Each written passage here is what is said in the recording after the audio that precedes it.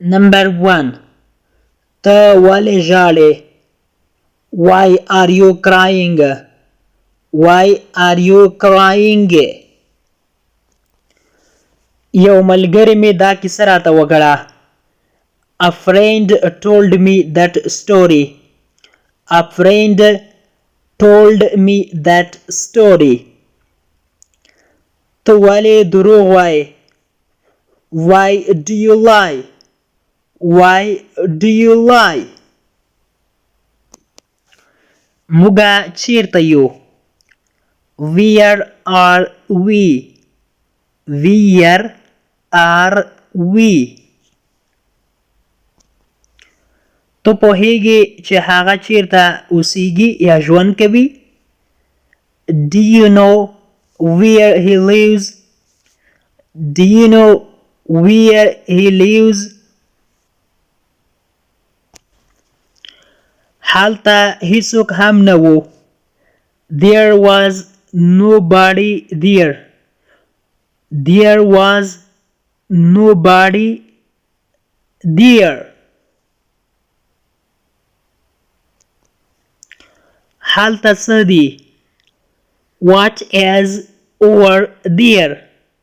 What is over there?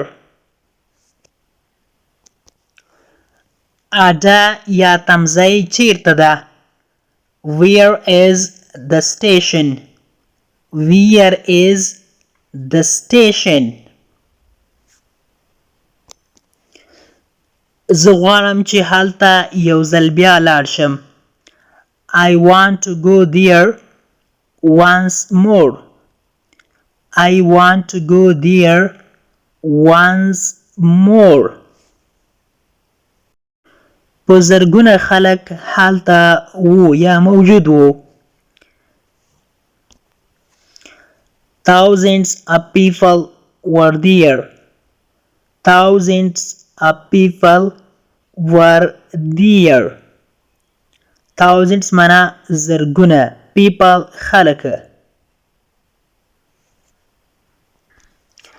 زه ټکسي چیرته رانیولی سم یا پیدا کولی سمه؟ Where can I get a taxi? Where can I get a taxi? Get معنا پیدا کول یا نیول. د where معنا ده چیرته. هغه یوه زړه کلا ده یا یوه زړه ماڼۍ ده. That is an old castle. That is an old castle. Castle معنا کلا یا ماڼۍ ته هم استعمالیږي. یادونې وړ ده چې په castle کې ټي نه تلفظ کیږي. ټي سایلنټ ده. That is an old castle. هغه یوه زړه کلا ده یا ماڼۍ ده. ما باید داسې نه وای کړی. I shouldn't have done that. I shouldn't have done that. زه پوهیږم چې تا ټول خپل هڅه وکړه. I know that you did your best. I know that you did your best.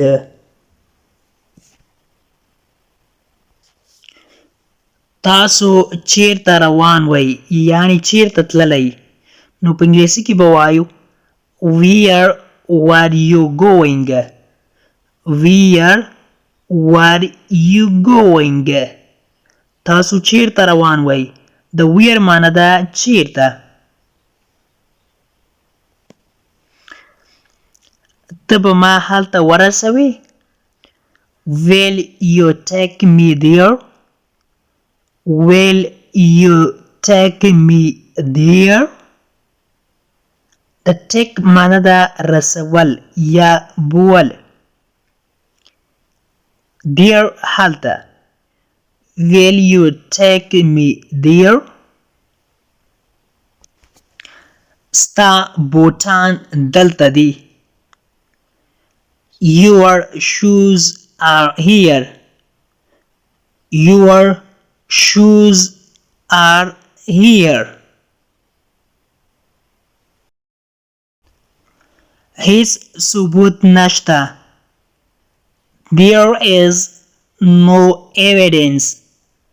There is no evidence. The evidence معنا ده ثبوت. No نشته.